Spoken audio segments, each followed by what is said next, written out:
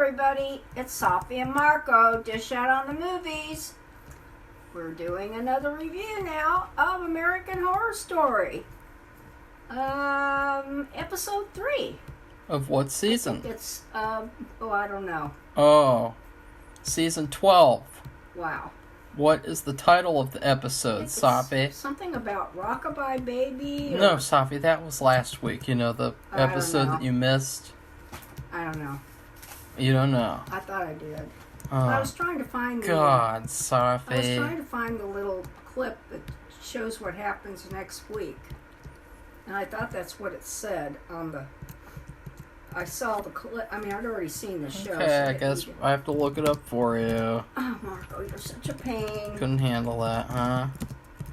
Because it was too hard to look at the title at the top of the screen on the episode, Safi?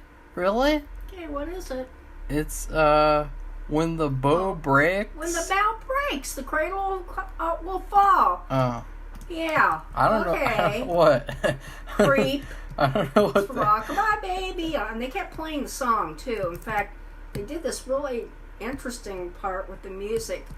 You could hear it really low and slow, hidden in all this other music, but you could barely faintly hear it in the music, buried in the music. It was interesting. You like that? It was just an interesting way to do a simple little tune. Well, I would just mirror all my comments from last week onto this week, because like nothing really has changed for me in terms of like the opinion of the show. It seems just like it's holding a steady consistency of like being this show that like it's a good horror story. It's a good show. Like I think that it was worth telling.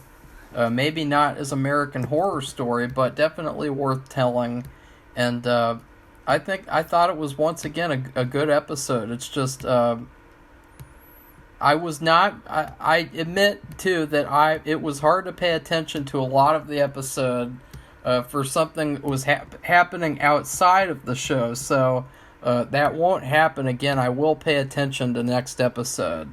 But for this one, I was very distracted through the whole episode, and it was just, because it's 10 o'clock at night, and, I'm not really used to staying up till 11, usually. Now, I've been used to, like, going to sleep at, like, 10:30 or so, but I really liked the episode from what I saw, and, I can't wait to see next week. I don't know what's going to happen. The one thing that I'm really having trouble with, well, I guess two things are, again, this doesn't feel like American Horror Story, because when you think about American Horror Story, you think about multiple people having all their own stories, too. You think about, like, in season... Well, just go to Emma Roberts' shitty season 3, the one that all the teenage girls think is really good. You have the story about that boring girl and the Evan Peters, how she brings them back to life. And then you have the story about the mean girl, and she wants to be the supreme, and she's a mean girl, and blah, blah, blah. And then you have the story about... the Delphine or whatever being brought back to life or brought back to the time that they're in. Then you have the story about Fiona and how she wants to be young. And then you have the story about her being with that shitty-ass Axeman character. And then you have the story... And see, there's so many different stories that go on in that season. Compared to that, this is not the same thing at all. This is just one character... one story, and just everything is centered around her. And I would be applauding that if they did that on purpose, like if they wrote an original story where it was just all focused on this one character, but we know that this is just based on a book, so it just doesn't feel like American Horror Story to me still. Yes, and we're very familiar with the book and the movie that it's based on, and so... No, we're not. I am, and No, I you're just not. constantly going... No, you're not. When I'm watching it, I'm, No, you're I'm not. thinking about it. No, you're and not. wondering, No, you're how not. is this like it? No, you're not. Why? Because that I told you that this was based on a modern book that was a quote-unquote feminist twist on Rosemary's Baby. It was not direct. Oh, This is okay. not directly based on Rosemary's Baby. Oh, It's okay. based on a feminist book about Rosemary's Baby that came out in 2000 whatever. Well, You've never read it. no, I haven't. I've read a lot of other stuff, but no, I've not read that. But it's still, I see comparisons with Rosemary's Baby, no matter what. And the only thing is maybe the costumery and like in Rosemary's Baby, and I know it's not based on that, but they were more hidden away and away from her. And this, they come out and I mean, And they go, boo! They're dressed in such like artistic avant-garde black costumery, and they're the same size.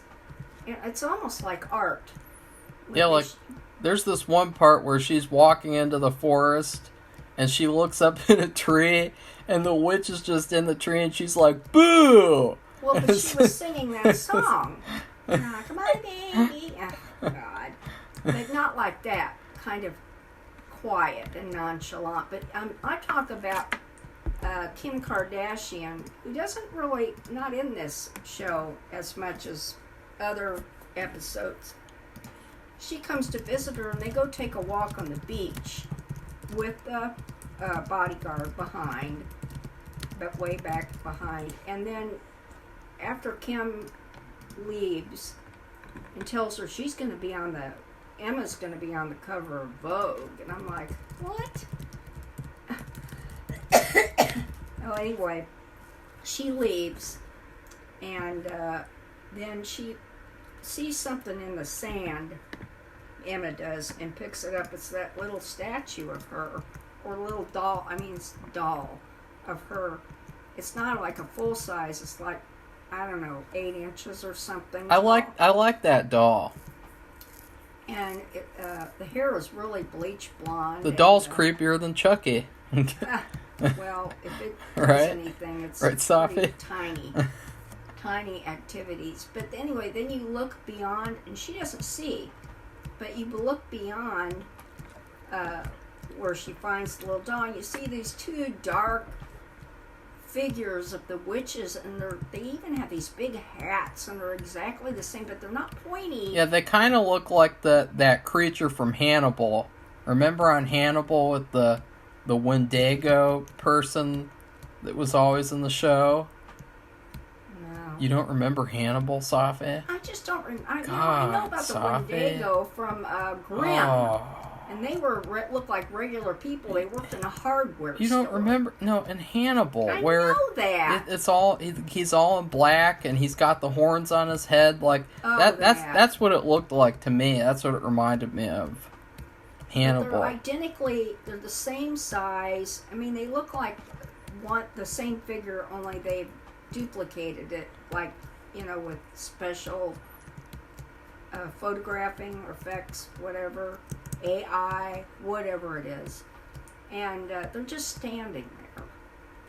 And that's pretty creepy.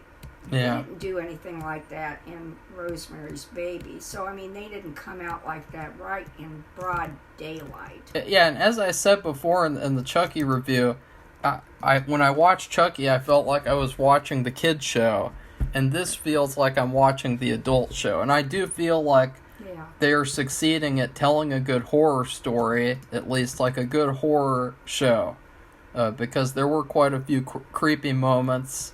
And a very good job, actually. Very good. Well, the thing they've been doing, too, in it is they do time jumps. Yeah. But it's very subtle. And that's very unsettling, too, because, when she gets to the finale and she's got to fend herself off from these people, how is that going to work with these time jumps? Like, she has no control over that whatsoever.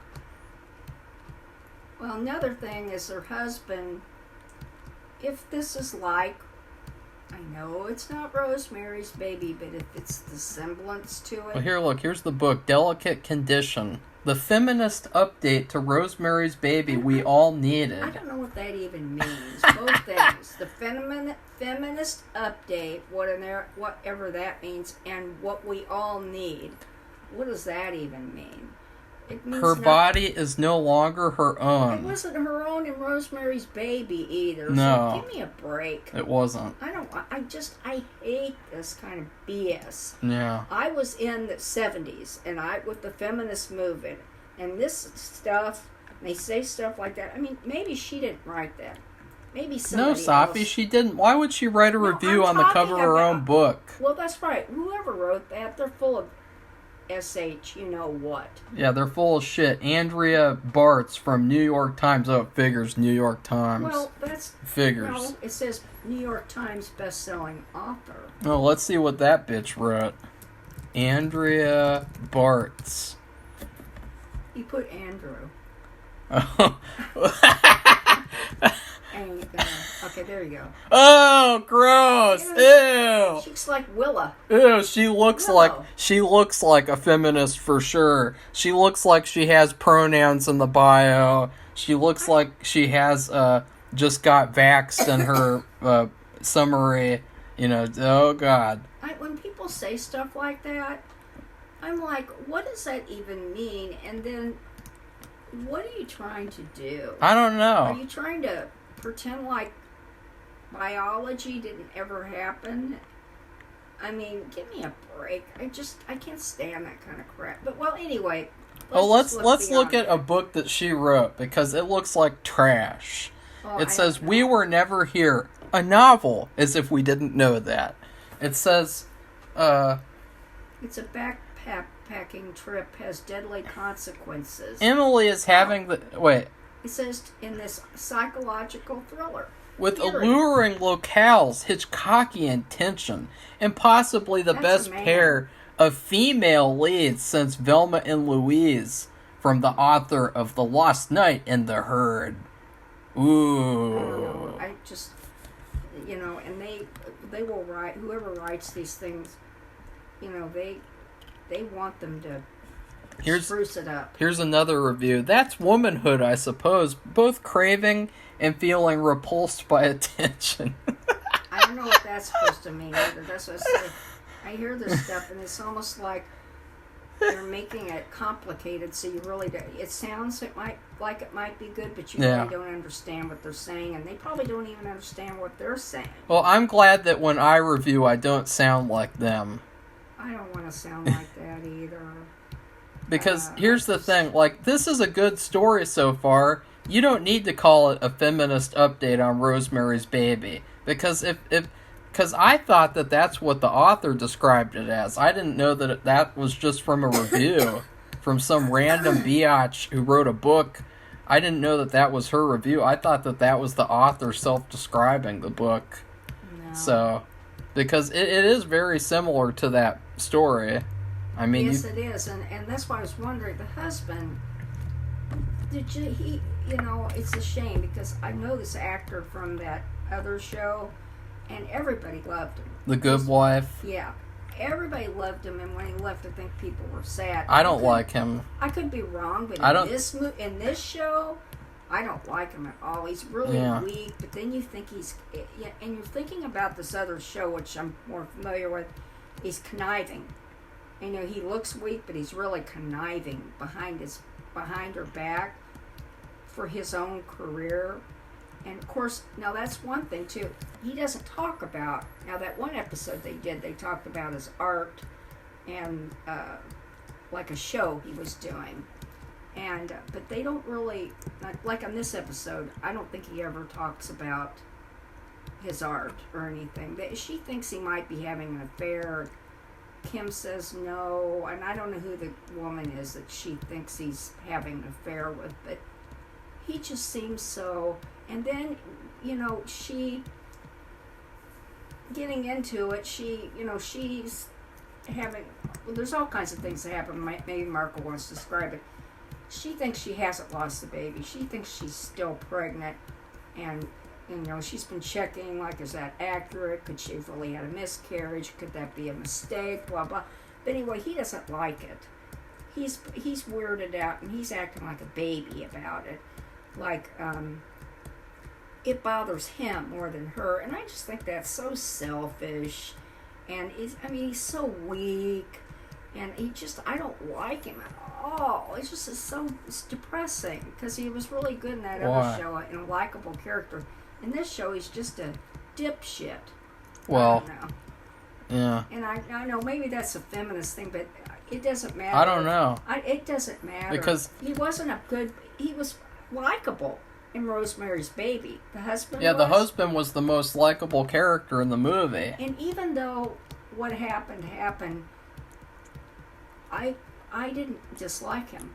Even though he was bad, because what happened was he wanted to be a well-known actor, and this other actor in a play who was the leading star, he got sick or something, and so this guy, Rosemary's husband, took his place. I guess in this one there is a twist so far as that, she is the well-known actress already, and then she also has competition, but she's not going to kill her competition as of yet. Who knows with this show.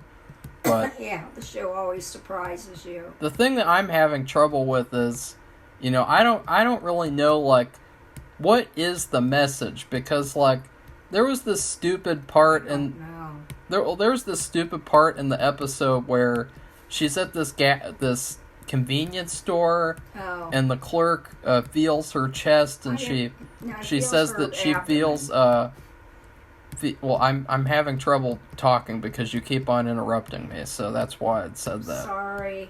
She feels her chest, and she feels the baby kicking, and then she says this bullshit about, like, if women knew what they had to go through when they get pregnant, then they wouldn't want to go through it at all. And it's like, I don't know if that's the message. Like, the message of the whole season is, like, women really wouldn't want to get pregnant if they knew what it entailed. I don't believe that. Because I think that's the biggest bullshit I've ever heard. Because, like, there are so many women who know exactly what goes on, and they love to go through it, like doctors and midwives. Like, they know all about the pregnancy process, and they love going through it because that's why the human race is still around. Like, I thought that was stupid. That was the worst part of the episode for me. But it didn't take away from the episode's overall quality. She asked her permission. Now, you do have... This happens for real. And anybody out there who's listening who's had a baby may have experienced this. But you'll have somebody just come and talk to you, and all of a sudden they put their hand on your abdomen to see if they can feel the baby. Yeah. It's really weird. But she asked her permission. But it's really weird because she put both of her hands on her abdomen. And even though she asked her permission, I thought it was weird.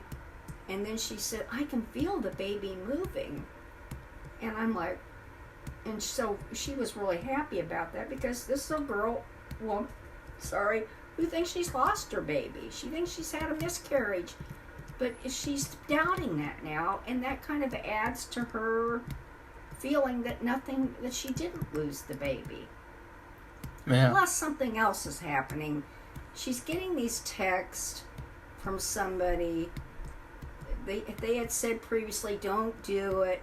Don't do what? I don't know what they're talking about. Like going to that Dr. Hill. I have no idea. It doesn't really say. And then...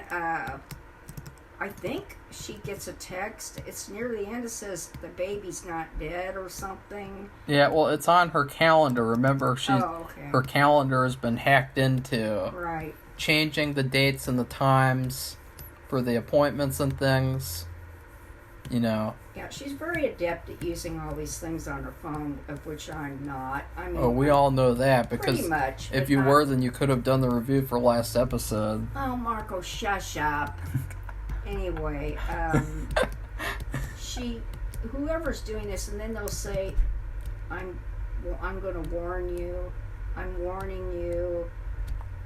You have to be careful, and blah, just all these little miscellaneous. Well, no, they said that messages. she said, or she or he said that they did something to your baby. Yeah, they did. Who is they? I don't know. Your mom? I don't know who they is. Those women dressed up in black. Is it the other? In a painting. Is it the other Kardashians? Yeah, it's the Kardashian family witches clan. That wouldn't be surprising. We have to inject the baby with a special kind of plastic so that when she grows to be 4 years old, she'll already look like us when she's 4. That's what it's going to be. It's going to be I don't know how many there are. There's Kim and Chloe and, God, I don't know, all the girls, or maybe 3 or 4 girls. I don't know. And they all start with K, right? And then there's the mother. And mom. And she has black hair. Of course, she's dyeing it, because she's older. And, they could all be in it. And they could be the witches. They're in on it. Yeah. We had to take the baby out and inject it with Photoshop so that every time they took a picture, they could be Photoshopped to look perfect, just like us. Yeah. That's what it could be, and that would be believable and very realistic. See how we're starting to write a different story? Well, of course, they're not. Well, I don't know how it's going to turn up, so anything could happen. I can't predict anything because it's just randomness and very, very chaotic and unsettling. Just jumping all over and like a nightmare. I think that the person who made this show, she could probably do a good job at making a Nightmare on Elm Street movie. Yeah. Do much better. Yeah. Well, how do you know? I don't know. Who are you referring to? I don't know. The woman who's directing? What? Or the woman who's directing? What? The woman who wrote the book? Who? What? Who wrote Rosemary's Baby? It was what? a guy, right? I said Nightmare on Elm Street. I know that, but you're... Okay, never mind. What? I said she did a good job with this, making it like a nightmare, so she could also make a good Nightmare on Elm Street movie. Oh, the Elm Street. I'm thinking of Friday the 13th. No, she wouldn't do a good job with Friday the 13th. I don't think that would fit her. I think Nightmare on Elm Street would fit her. Yeah. Well, but this thing with the time jump, where it's very subtle. They'll say, like, for instance, she gets some kind of weird, I don't know what you want to call it, fruit basket? A gift basket. A gift basket. That's a better word for it, because there wasn't just fruit in it. And she was upset because it had her address on it, and she didn't want their address given out because she has this, she calls her a stalker, this woman. And then there's a thing about that, and then you look at the basket again, the contents, and all the fruit's eaten, and it's like it's been gone through. Yeah. And she looks at it like, what the hell? And then somebody comes and says, wow. And she said, we just got this. And she said, and it's 7 o'clock or whatever she said to say, she thought it was an earlier time, and said, that was 3 hours ago. That's just one instance. Take a drink, Safi. That's not very significant, I know, but this happens like a few times where it's later than what she thought. And then she also goes into the basement at this vacation house, and she discovers like a witch's underground tunnel or something, and then there's a part where she gets ambushed by the witch creature people, whatever they are, witch people, and they do things to her, and so who knows what they did. Yeah, but before she gets to that point where they grab her and they gave her that stuff, you put it on a rag and put it on your face. Chloroform. There were bottles of fetuses. Yeah. All up like big shelves, all like bookshelves almost. Only the shelves were filled with bottles of fetuses. on every single shelf, lining the walls, and there were, was it candles or lights, but whatever, they were all lit up, and then at the end was this, they grabbed her and put her on this table and gave her a shot, and did that. They're already done the chloroform, and then we don't know what happened. Then she wakes up outside of the room, right, and then runs upstairs. I believe so. So just there's several of those time where she's unaware that that much time has passed. So, but they did knock her out, though. The other times, you don't see anybody knocking her out, but this time you saw it. She also meets the house manager woman. Yeah. And there's this part at the end where she's looking at the calendar and reading the texts, and then she looks and the house manager's there watching her, and I was like unsure of like, was she watching her, or were they implying that she was the one making the text to her, the house manager? I don't know. I wasn't really clear on that, but who knows? Because that was the very end of the episode, and that was the thing I was most confused about. Well, she was tall and she had dark hair, so who knows? What do you mean? So well, they're tall and dark. They're dark? Yeah, Safi, that's racist. Dark hair. Black hair. Dark hair. I thought you were going to ask me about a house manager, but if you follow that Johnny Depp, Amber... Safi, they had a house manager. I'd never heard that. of That is a rule for this channel. No talking about, like... well, I'd never heard of a house manager that in my kind of life stuff.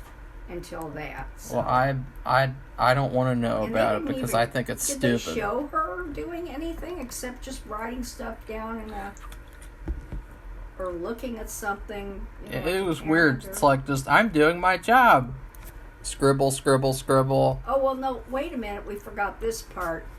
She was singing Rockabye Baby or some other similar song, lullaby. And so, of course, Emma goes in there because she hears that and she thinks that this woman is stalking her again and she's broken in the house. Well, it's this other woman. And she's expressing milk because she just had a baby 6 or 8 weeks ago. And that's to give to the baby because she's working and she's a single mother. And so... that's how she met her. There's a continuation of that biatch's review. A twisty page turner. What does that mean? A twisty page turner. I don't know what a twisty page turner. How does a page turning twist? Does that mean that the book gave her purple nurples? With unsettling details and crackling writing. Crackling writing? What the fuck is that? That's weird writing. That's also a timely critique of sexism in modern medicine. Well, I don't know, like... And that's the thing, too, like, you have to wonder, like, what is this author's knowledge of, like, modern medicine and, like, of it being sexist or not? Like, what does that have to do with the story that's being told here? The only thing, I don't know what she's talking about. I don't either. A woman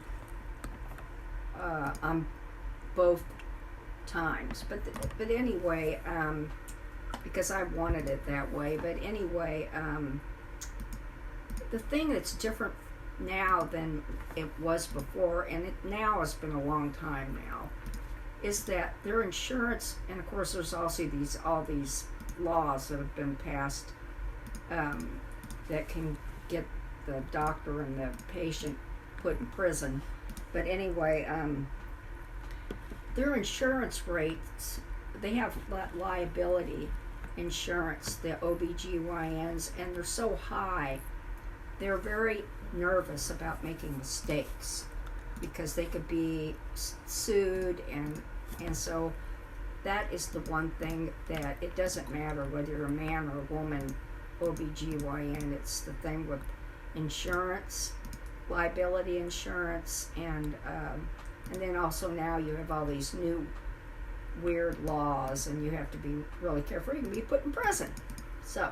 Well, Safi, and then there's if you thought that review was cringeworthy, I didn't like that. Unflinching. Valentine successfully mines pregnancy's horrors for dramatic effect while condemning condescension toward and ignorance of women's struggles with fertility and childbearing. It adds up to a fiercely feminist millennial air to Rosemary's Baby. Okay, I know what that's about. What? Well, that fertility thing, there are a lot of people who have problems having a child. And so they spend a lot of money with these fertility treatments. Maybe they're talking about the husband. Because he just... I don't know. I really don't know. I can't figure it out. So far, it's more focused on the horror than any messaging. Witches, and that has nothing to do with fertility and all that crap. Yeah, witches. These witches are women. These evil witches. They're not male witches that are killing her baby or doing what they're doing to it. Warlock. Well, maybe Dr. Hill is a werewolf or something. Who knows? It's been so many different movies or different shows, seasons as a different character. The husband is just like, I don't know. But the husband isn't sexist. No, but he's just so weak. I don't know what that has to do with anything. Well, honestly, but he asked her. She says, "Who asked her that? You want to try again?" And he said, "Well, maybe sometime, not anytime soon or anything like. What? Why? What's it to him? What? Unless it's the cost he's worried about. But I think they said that he's rich." His mother or parents or whatever are rich. Now, the woman who wrote that book, Delicate Condition, she's got a husband and a daughter. Oh, well, maybe she had trouble having the daughter. I'm not sure. I mean, if she didn't, then, I don't know how you could say that it's like a condemnation on something that she wouldn't have any knowledge about, like fertility clinic stuff. So who knows, because it's all just speculation, because so far this season, it's very mysterious, it's very random, and it's very all over the place in terms of that. And there was a really cringeworthy scene with Kim Kardashian once again, who once again she's doing a good job acting, which who knows if she's acting or if she really talks like that, or she's like, we gotta, she says this every single episode, we gotta revamp your image. We gotta redo your image. Your image is in the toilet.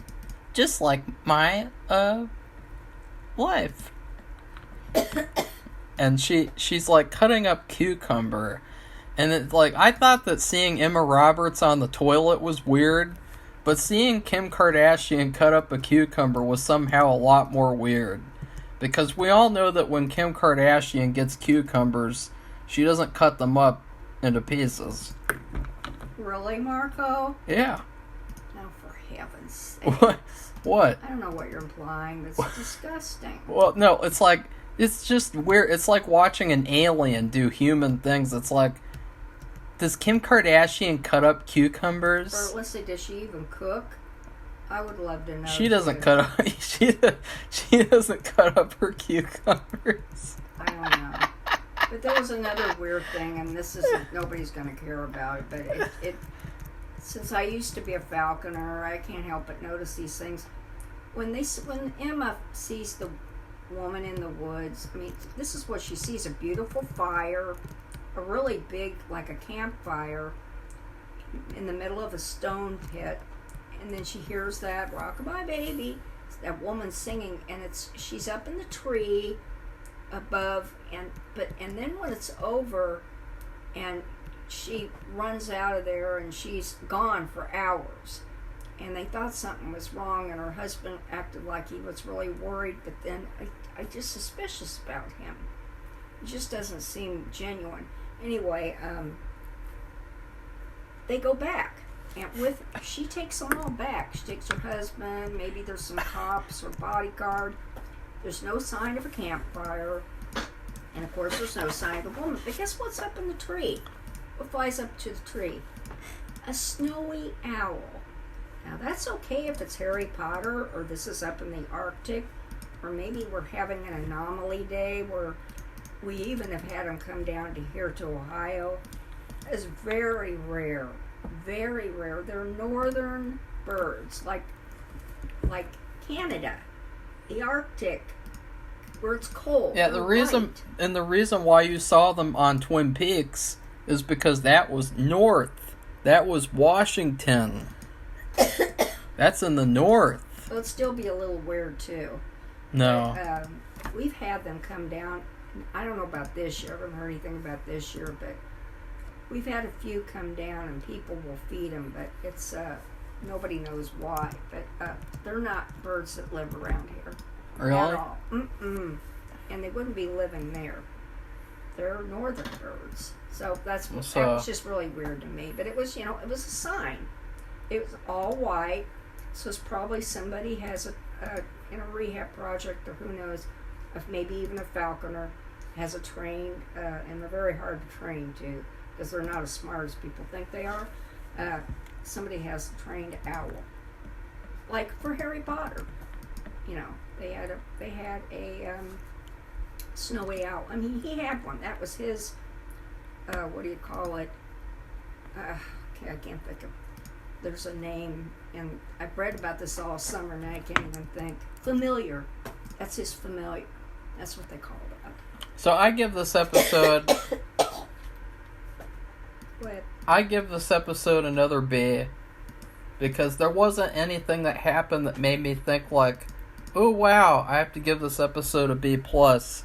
And then there wasn't anything that was that bad that made me want to say, oh, I have to give it a B minus or anything. So I just give it another B. Well, I'll do the same, and just because of all the creepy factors with those witches, the time jumps, and her disgusting weak husband, and I like her in this show because I really feel like there are women around that they can't get pregnant or they have trouble getting pregnant, and they have to resort, and they have to spend a lot of money. They haven't even brought out that fact. I guess that's not a problem for them to but that costs people a lot of money. And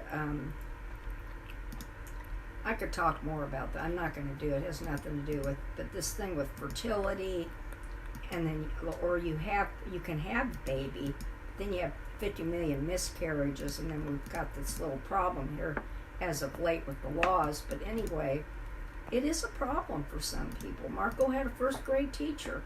She was prone to miscarriages, so he didn't have her for almost the whole year. It really was not a good thing. Yeah, she wasn't a good teacher. She was a terrible teacher because it affected her teaching, because she was scared. She was nervous because she had had so many miscarriages in this, and she was trying to have another baby, and not another miscarriage, and so she would go home.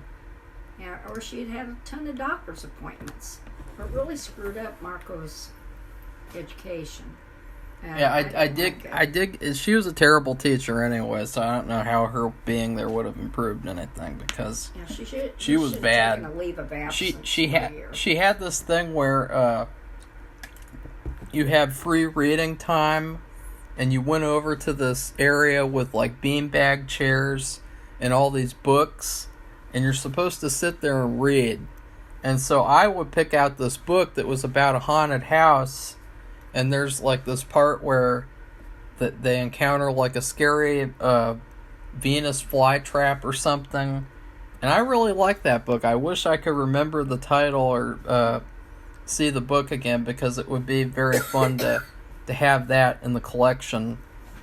And she would get mad because she didn't want me to read that book. And so like I would get it again and again and again, and she would keep on taking it away from me. and saying like, no, you already read that book. You have to read another book. Which is ridiculous because I get books for them all the time at home. Either I buy them or I go to the library. Well, it's like all the time, every week. What kind of a teacher would discourage a student from reading? Like, it doesn't matter like what a student is reading. Like, why would you want to discourage a student from reading?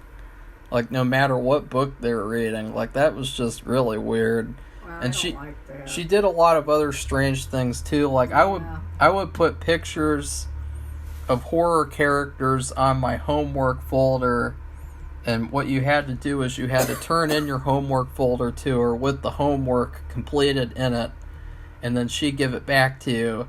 And so what she did was every time I turned in my homework folder, she would rip off all the horror pictures and throw them in the trash. And so every time I got my homework folder back, I had to go home and print out more pictures to tape on there. Because it's like, what the fuck? Like, this is my fucking folder, bitch. Fuck off my fucking folder. He didn't talk like that in first grade. I should have, because she deserved it. And he didn't tell me about this either. I didn't? No. I would have said something, but I really didn't want her to get upset either. I wanted her... I did go to her house with a bunch of other mothers. I don't remember what we were doing. We were working on... I think we were helping her, so I volunteered to help her. Maybe it was about a party to have the baby. I have no idea. I don't remember what I went there for. She did a lot of other terrible things too, like, she would send notes home because I would flirt with the girls in class and give them poems. She would send notes home and say that I was misbehaving by doing that. So she was... I didn't like that. She was a bad teacher. Yeah, so... Anyway. And I wish that they'd make an American Horror Story about her, Make a horror story about Mrs. Shively from Valley Elementary School. Because she deserves it. Well, as far as I know, she had her baby, too. So she did... Yeah, she did, and she brought it into class. And this is how smart she was. She let all of us hold it. Wow. And so... That's weird and interesting. Because of germs. Yeah, I know. Like, here's AIDS, here's COVID, here's... We didn't have COVID then. Here's the cold. Like, just... But also, like, she risked, like, one of us dropping her baby. Like, she let us hold it. Well, nothing happened. Well, maybe something could have. Because she's bad. Well, it was... You all made the sacrifice. What do you mean? Because you all had to be put up with... We had to. I know, with a million substitute teachers. And the substitute teachers, bad. They were bad too. Like, it's very inconsistent. There was one, and she looked like one of the floops from Spy Kids, and she would put this little cup on the board and then color in the cup when we were talking. And it's like, I didn't get this weird, like, this school trend where, like, you had to not talk. Like, this weird, like, fixation on being silent. As if, like, silence makes you work any better or worse. Like, that's pretty weird. Well, and you had this experience yourself when you're doing your work because you don't want to take it home. So you get this opportunity. It was in a study hall in high school. You're trying to do your work and some dipshit kid won't keep his mouth shut. No, but that was different because that was another time where people should have been allowed to talk even more in that class. It was distracting. You couldn't get your work It done. wasn't distracting. It was just something I didn't want to put up with because it was just stupid. I think it may be what the person was saying. Yeah, the person was a Holocaust denier, and he was also a drug dealer, and so there you go. Yeah. And so I wasn't going to put up with that in class. And he was a lot younger. Yeah, he was like a freshman, and if, I probably could have beaten him up, and so... But he didn't do that. He just I should put him have. in his place. And everyone heard about it, too, because there were these girls in sociology class and they were all saying how he cried about it at work. And he was very upset about it. He wasn't used to somebody putting him in his place, I guess. They just let him go Well, on. maybe we should put American Horror Story in its place. Right, Safi? Because what did you give it again? I gave it a B, too. A B. Because I just feel like it wasn't outstanding, and there were enough little weird things happening to make it suspenseful and horrifying. And the opening scene, I guess I should talk about that a little bit, is she's in this field, and it's really beautiful. She has a long white lacy dress, and whenever they're wearing white, something's going to happen with the white dress. Yeah. Because it shows everything. And it's a beautiful, flowery, springy field, and the sun is shining, and she has pretty blonde hair. I mean, everything looks perfect. She has a baby, her baby. I think it's blonde as well. And I think it's old enough to where she can toss it in the air a little bit. Just a tiny bit, over and over.